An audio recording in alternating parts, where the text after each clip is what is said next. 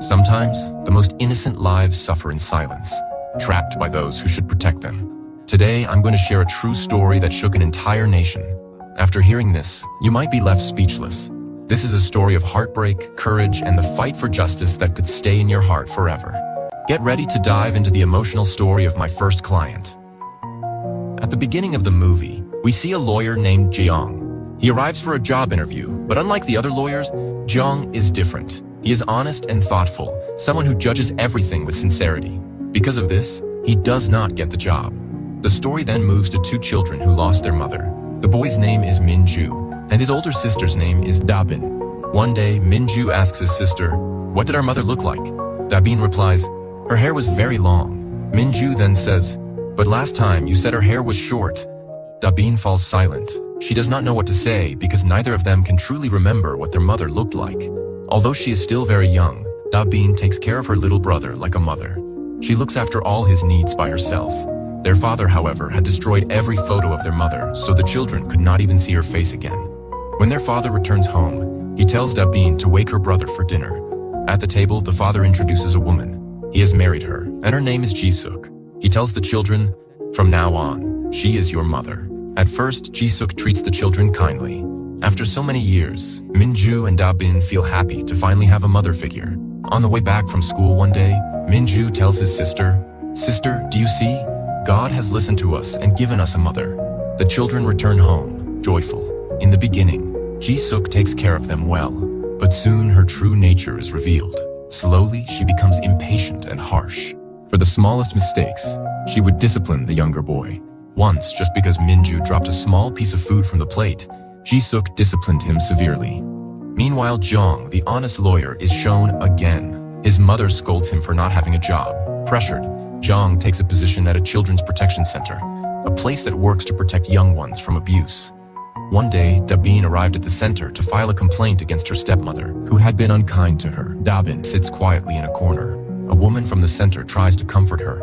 She whispers, "Auntie, did I do something wrong by complaining about my mother? When I go home, will she be mean to me again?" She repeats the same question to Jiang, who tells her gently, "You did the right thing. If I were in your place, I would have done the same." Later, Jiang and the woman from the center go with Dabin to her home. But Jisuk, being a clever lawyer herself, knows how to act. She pretends to be innocent and caring in front of them, so Jiang and the woman leave, convinced. As soon as they are gone, Jisuk disciplines Dabin again. She makes her stand with her arms raised, and when that isn't enough, she takes her to another room and addresses her behavior firmly. Her little brother sits in the next room, covering his ears with his hands, unable to bear the sound of his sister's cries. He sits there waiting, wishing only for her sobs to stop. That night, Jisuk tells the father, "Why don't you send these children away?" But the father replies, "Have you forgotten? Because of them, the government gives us benefits, and besides, their grandparents also send money for them." The next day, Dabin goes to meet the lady from the NGO. She wants to say something important. Just then, the woman receives a phone call and leaves in a hurry, without listening to Dabin. Disheartened, Dabin walks out quietly. Outside, her little brother Minju is waiting for her. He asks, "Why don't we go to that uncle? Maybe he will help us." At that time, Jiang is sitting in his office, playing a game on his computer. Soon, the two children arrive there. Jiang takes them out for a walk, and later, to a restaurant. They order burgers. Minju has never seen a burger before. This is the first time he gets to taste one. His sister shows him how to eat it. Then Dabin asks Jiang softly, "Uncle, what are mothers like?" Jiang had no answer. From the next day, Dabin and Minju begin visiting Jiang's office regularly. They spend hours there, making small requests, talking, and playing. At times, Jiang feels a little annoyed by their constant presence, but still, he takes them out on walks. One day, Minju insists that they go to the zoo. Jiang refuses at first, but the little boy does not give up. Finally, Jiang agrees and takes them to the zoo, running after them as they wander about. He grows tired and irritated. Jiang even begins to feel he doesn't want this job anymore. As usual, one day Jiang takes the children out, but he suddenly gets a phone call. He has to leave for Seoul immediately. In a rush, he drops Dabin and Minju back at their house. But Minju doesn't want him to go. Tomorrow is burger day, and the boy wants to eat burgers with him. To calm him, Jiang takes out some money from his pocket and says, "Here, buy burgers tomorrow." But Minju still refuses, so Jiang gives him a doll from his car. The boy lights up with joy. Before leaving, Dabin asks Jiang for his phone number. Zhang hands her a visiting card. Then he leaves. Zhang has actually gone to Seoul for a job interview. He gets the job and he is overjoyed. This is what he had been wishing for. Meanwhile, the two children stand in front of the burger shop the next day. They have money in their hands, but they do not go inside. They want to eat burgers only with that uncle. Zhang passes by the street, talking on the phone with a friend. From a distance, he sees Dabin and Minju standing there, but he ignores them and walks away, thinking, I have no responsibility toward them anymore. I have left the center. The children, with their little hearts heavy, return home without eating. But there, their stepmother is waiting. As soon as they enter, she shows Dabin the visiting card of Jiang and says coldly, So, you've been going behind my back against me? Dabin's eyes fill with fear. She knows what is about to happen. That night, Jisuk disciplines Dabin strictly. Her screams echo through the house. Finally, Jisuk leaves her in the bathroom. The next day, though weak and in pain, Dabin still goes to school, but her body cannot bear it anymore. In the middle of class, she collapses from her chair onto the floor. Meanwhile, Zhang has arrived in Seoul. He is looking at his new apartment when he receives a phone call. It is from a teacher at Dabin's school. The teacher tells him that Dabin has suddenly become very ill. She is only asking for him and requesting that he come. Zhang replies that he is in Seoul for work and is very busy, so he cannot come. But in the next scene, Zhang is seen arriving at the hospital to see Dabin. She is asleep, but when she opens her eyes and sees Zhang, she is overjoyed. She says, Uncle, you came. I am so happy. You are such a good person. Zhang asks, How do you know I am a good person? Dabin replies, Because when no one else listened to us or valued our words, you did.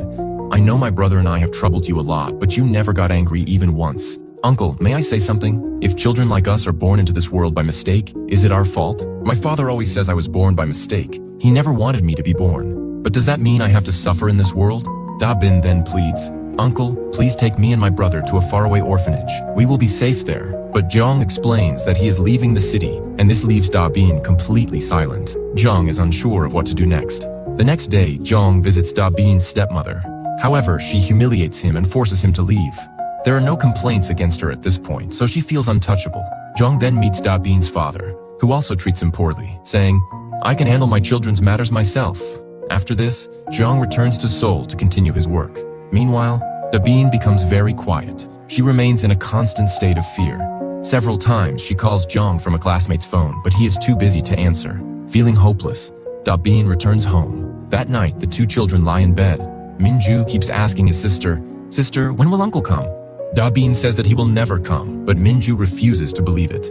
He takes out the money Zhang had given him and says, Uncle promised me that he would come and eat burgers with me. He will definitely come. Suddenly, their stepmother opens the door. Seeing the money in Minju's hand, she shouts, You stole money from my bag. How dare you? Minju explains, This was given to me by an uncle to buy burgers. But she starts disciplining him strictly. The young boy sobs in the corner. Then she calls for Dabin. Nervously, Dabin steps down. Their stepmother asks, Your brother stole money. What should you do? Even knowing the truth, Dabin says, I should teach him a lesson. The stepmother responds, Then go ahead. Dabin, protective of her little brother, gently hits him on the cheek, as softly as possible, then hugs him and says, I'm sorry, brother. You have suffered so much. From behind, the stepmother yells, accusing them of pretending. She becomes even more unkind toward the little boy. The children's cries fill the air, and there is no one to help them. Finally, the screaming stops. Dabin quietly steps out. Their stepmother's cruelty goes so far that it costs the little brother his life. In Dabin's hand are the torn pieces of the money. A gentle breeze came and carried the torn pieces of money away. The next day, Dabin's teacher calls Zhang and explains the whole situation. Zhang immediately rushes to the hospital. The little boy now rests in silence. Zhang realizes the painful truth: the child's fate was sealed by the money he gave. He becomes frantic, thinking that if he had not given the money, the child might still be alive. Zhang feels an overwhelming sense of guilt. Meanwhile, Dabin's stepmother is manipulating Dabin. She tells her, if you don't want to meet the same fate as your little brother, you must do exactly as I say. She accuses Dabin of being the reason her brother was harmed. Since the stepmother is a lawyer, she cleverly twists the situation and frames Dabin. In front of everyone, she declares that Dabin is responsible. The next day, the authorities take Dabin from her home. The little girl has lost her beloved brother and now carries the weight of the tragedy on her shoulders. A large crowd gathers outside, condemning her. She is innocent, but forced by circumstances to endure this injustice. Zhang tries repeatedly to meet Dabin, but the police do not allow it. He shouts and pleads, But Da Bin keeps her head lowered, showing her sorrow and frustration. The news spreads across the country. This 2013 case caused a massive uproar in South Korea. Jung tries to speak with a police officer, requesting that something be done. The officer tells him that Da Bin has been sent home, which is in accordance with Korean law. Because of her age, she will need to attend court hearings occasionally. Jung insists that something must be done, but the officer says there is nothing more to be done, since Da Bin has confessed herself. He also asks Jung, "You are a lawyer. Why aren't you taking action?" Meanwhile, Da Bin sits by her window, filled with sorrow and the burden of being accused. She looks at her brother's empty bed and feels his presence, as if he is saying, "Sister, don't grieve. I am in heaven with our mother. You told me we would find our mother there." Tears stream down Da Bin's face as she clutches her brother's toy and cries silently. The next morning, Da Bin's stepmother throws out all of the little boy's belongings, including his toy. Meanwhile, Jeong tells his boss that he wants to help Da Bin no matter the cost. His boss responds, "Some children are simply born unlucky. Stop worrying about them and focus on your work." Jung pauses for a moment and then says, "I am quitting my job. This unlucky child needs me." Jung goes straight to Da Bin, but she says nothing and remains completely silent, her eyes full of tears. Seeing this, Jung breaks down inside. He sits by the roadside, crying and shouting. He then goes to a senior lawyer, pleading, "Please help me. I feel responsible for this terrible event too." From that day on, Jeong works tirelessly to ensure Da Bin receives justice. He gathers evidence and collects public signatures. Finally, he takes the evidence to the local police station and requests the case be reopened. The investigation begins again. The doctors testify that a 10-year-old child could not have committed this. A legal notice is sent to Da Bin's mother, which makes her stepmother treat her even more harshly. The stepmother pressures Da Bin to write a statement taking the blame, while she avoids any responsibility herself. Meanwhile, Jung sends gifts to Da Bin every day. One day, Da Bin opens the gifts and finds a tape recorder. Jung had recorded a message for her. She listens with headphones. In the recording, Jung says, "Da Bin, I know you are angry with me. I understand your pain. I will fight for your justice until my last breath. Never feel alone. Many of us are here with you, and the bridge where you, Junho, and I used to play, I am still waiting for you there." Hearing this, Da Bin rushes to leave. Her stepmother appears and sees the tape recorder in her hands. She begins disciplining Da Bin very strictly. A nearby child calls Jung, informing him that Da Bin needs help. Jung runs there frantically. He breaks down the door of the room where the stepmother is and enters. Seeing this, the stepmother screams at Jung. The nearby child, witnessing the scene, cries. Jung shouts at the woman, "Are you even human?" He lifts Da Bin onto his shoulder and carries her out of the house. The child who saw what happened also cries, worried for Da Bin. Jeong brought Da Bin to his home, but soon after, Da Bin's father arrived, yelling and behaving very harshly toward Jeong. The next day, the authorities took both the woman and Da Bin's father into custody and brought them to court. The judge asked Da Bin's stepmother if she had anything to say before the proceedings began. She started speaking, saying, "I have something to say. As a mother, I have failed. I could not give my children a proper upbringing." She acted with complete skill, putting on a convincing performance. Meanwhile, Da Bin was so mentally distressed that she was terrified to testify. The next day, Jung learned that the toy in his car could record video. Upon hearing this, he became frantic, searching for it from morning till night but could not find it. He grew very disappointed. The following day, a neighbor child appeared holding the toy. The court resumed and Da Bin was ready to testify. The opposing lawyer tried to intimidate her with many questions. Da Bin began to cry. That day, the court session ended, but the next day, Da Bin was brought back again. She sat quietly, and Jeong asked the judge for permission to speak with her in front of everyone. The judge allowed it. Jeong handed the doll to Da Bin.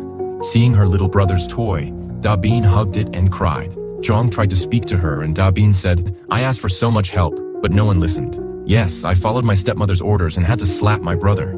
I saw him being hurt right in front of my eyes." Jeong stood up and addressed the judge. This young girl had no choice but to live under the same roof as the person who harmed her brother. She had no choice but to take the blame for what happened to her brother. The judge then asked Da Bin directly, "Tell us yourself, who hurt your brother?" Da Bin remained silent. Jeong put a hand on her shoulder and said, "If you're scared, you don't have to speak yet." Then Da Bin slowly whispered, "It was my mother. She hurt my brother." The courtroom let out a sigh of relief. The opposing lawyer argued that Da Bin's words alone were not proof, as no evidence existed.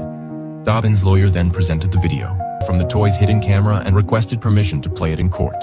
It was granted. The footage showed the day Min-ju passed away.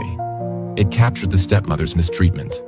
Everyone in the courtroom was stunned, and tears streamed from their eyes. Before the incident, Min-ju had told Da Bin Sister, I'm so sorry. I don't think I'll ever see a picture of our mother. I may never know what she looked like. Everything is turning dark before my eyes. These were his last words. Everyone in the courtroom wept. The court sentenced the stepmother to 16 years in prison and her husband to 5 years. A few days later, Jiang showed Dabin a picture of her real mother. A paper plane floated by, and Dabin felt as if Minju was beside her, whispering, "Sister, I know now what mother looks like. I am with her too." This story ends here, but it leaves a message. Love the little ones in your home even more. Listen to what they are trying to say, and spend more time with them. That's all for today.